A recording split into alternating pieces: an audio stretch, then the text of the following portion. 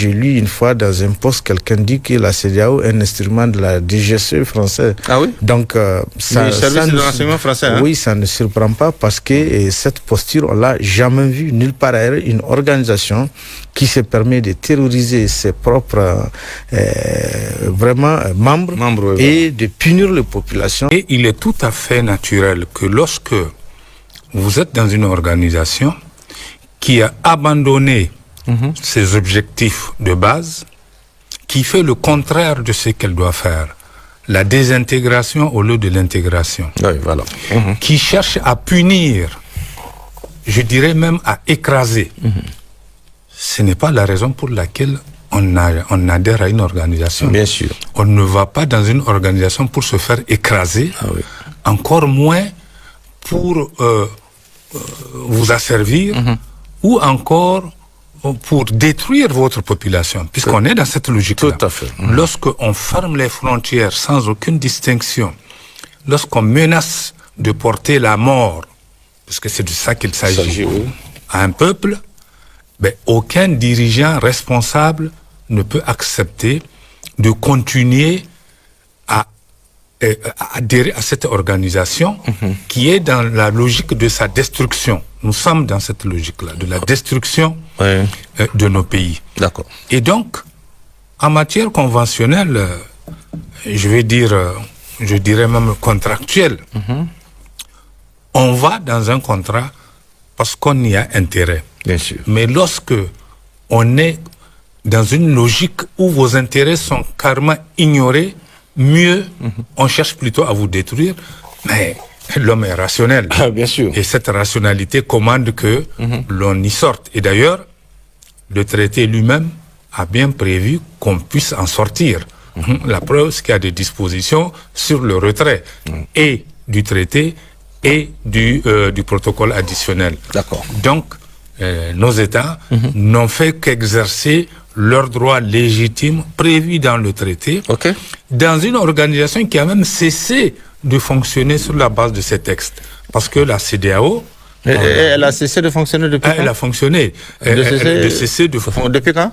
Exactement. À la limite même, on peut dire que depuis 6 mois, on n'est plus dans la CEDEAO. Dans la CEDEAO, d'accord. Puisque on a fermé toutes les frontières. Ça veut dire que la libre circulation, on fait une croix là-dessus. Oui, bien sûr. Mieux, on menace de nous porter la guerre. La guerre. Donc, on va pas quand même, on n'est pas si machin que ça pour continuer à y rester. Bien sûr, bien sûr. Et donc, nous avons choisi la voie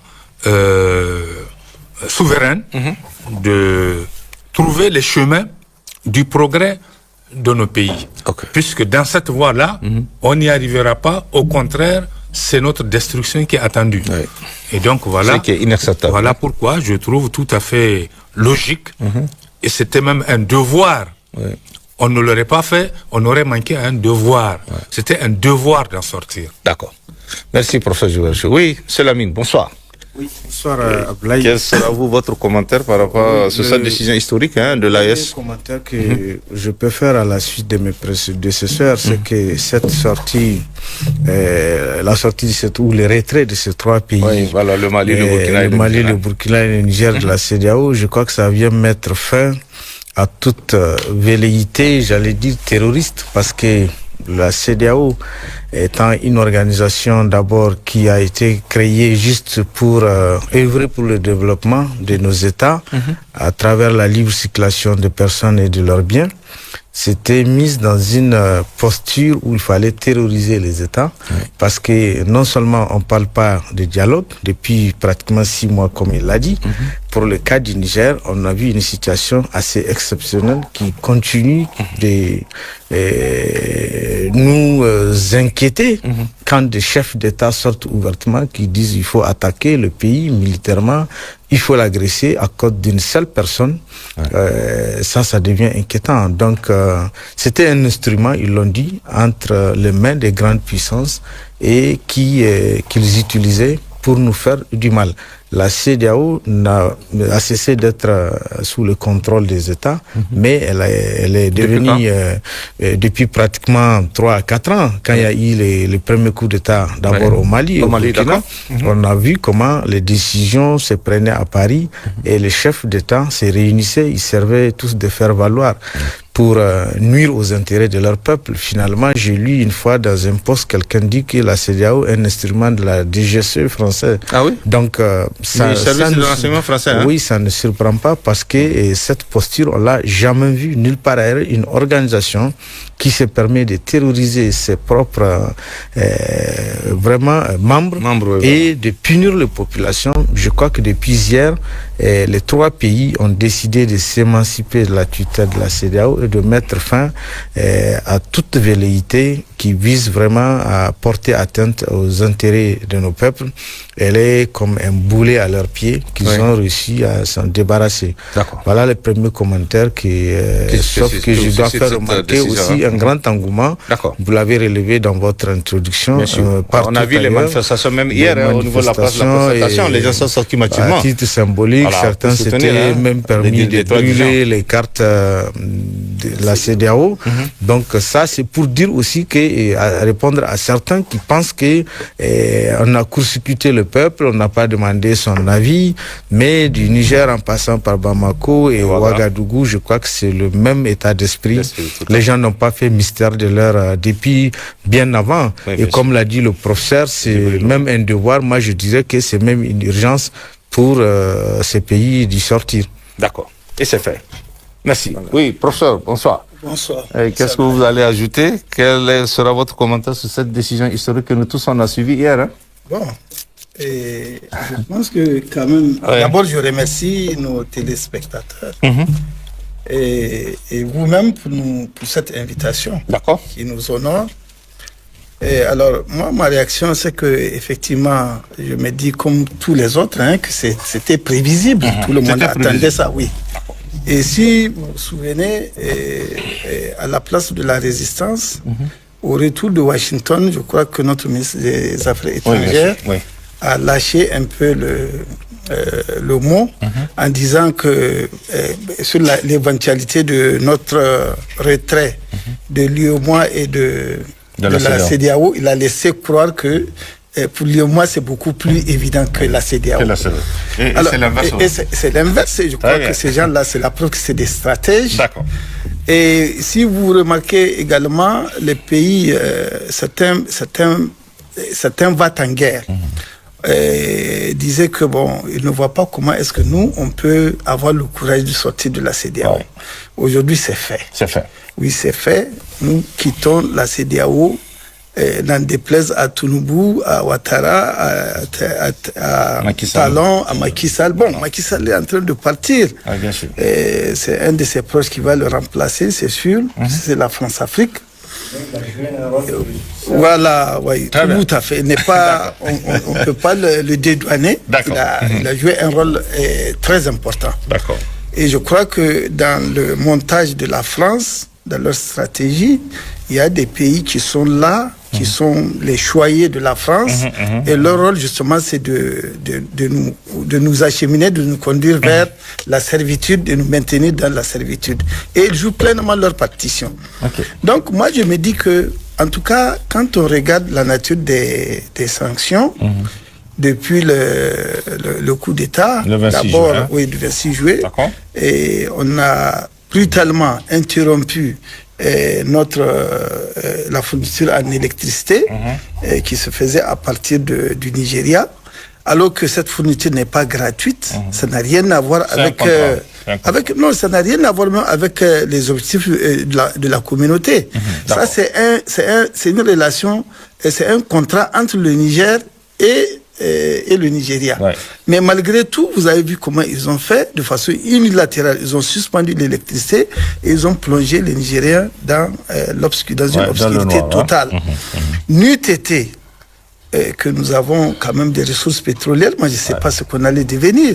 C'est-à-dire, nous, on allait carrément nous esclavagiser, venir nous attacher avec des chaînes pour nous conduire, je ne sais pas, à l'abattoir ou quelque chose comme ça. Et en tout cas, on a vu ces sanctions. ça n'a pas on n'a jamais connu ça dans le monde.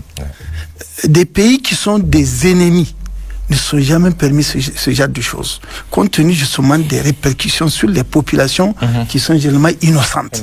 Parce qu'on ne peut pas, en voulant châtier des militaires ou une junte de l'armée, et puis maintenant nous confondre avec elle et nous chicoter. Et c'est ce que la CEDEAO a fait, dès lors que toutes les sanctions qui sont prises l'ont été dans l'illégalité totale. C'est de façon vraiment illégale et c'est de façon cynique le fait d'empêcher l'entrée des produits alimentaires, des produits pharmaceutiques. Et ça dit long vraiment sur la nature de ces dirigeants-là de la CEDEAO. Et c'est en contradiction flagrante avec ceux-là qui ont fondé la CEDEAO. Les pères fondateurs avaient en vue, les pères fondateurs, et je salue justement la sortie la trempe de ce communiqué tout à fait. De cette intervention. Je pense que nous devrons rendre hommage à ces pères fondateurs qui avaient un sens de responsabilité et qui n'ont jamais, mais quand même il faut relever que à certains moments, de temps à autre, on assiste à des remises en cause des fondements qui devraient guider la CEDEAO, comme par exemple la fermeture impromptue des frontières. Le Nigeria l'a fait plusieurs fois. Le Nigeria a chassé des Nigériens, a chassé des Ghanéens, et empêché l'accès en tout cas à leur pays ou à leurs produits par les étrangers, ce qui en principe devrait même nous alerter pour ne pas trop compter sur la solidarité ou bien l'amitié avec ces pays. Donc moi je pense, pour finir, moi je pense que c'est une décision courageuse. Et je profite de l'occasion vraiment pour rendre hommage à ces dirigeants-là. Les trois dirigeants. Les trois. Et les gouvernements qui travaillent d'arrache-pied avec eux. Pour cette décision vraiment salutaire que beaucoup de gens n'ont pas, beaucoup de gens ont prévu, mais certains en tout cas pensaient que peut-être ça va être différé.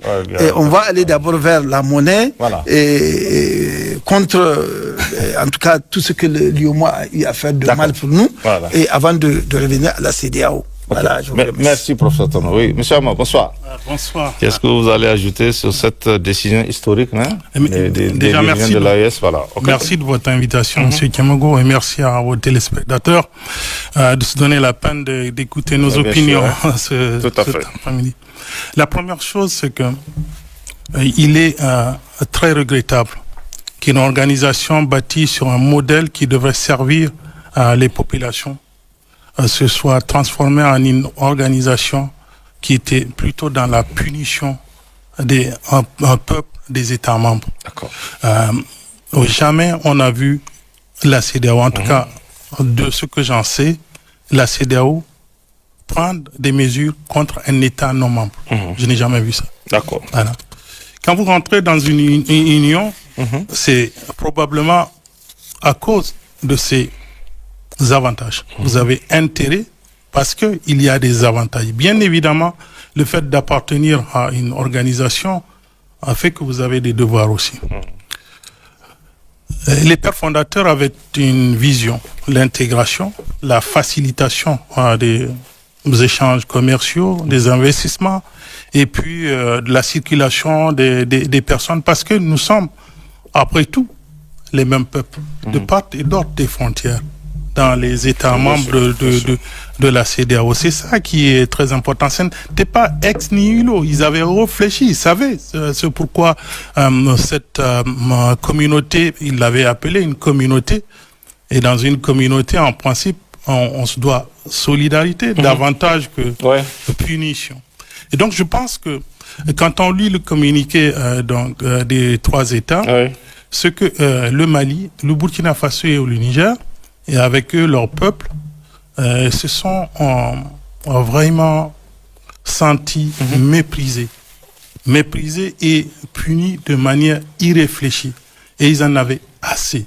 C'est donc ce communiqué et ce retrait viennent pour moi, pour donner une première clarification à comment nos populations vivaient cet épisode-là depuis les sanctions contre le Mali jusqu'au Burkina, mais au Burkina c'était des faibles sanctions, jusqu'à la massification, la soudaineté et puis on va dire l'injustice la plus criarde qui ont été imposées aux citoyens de la République du Niger. Merci d'avoir regardé la vidéo.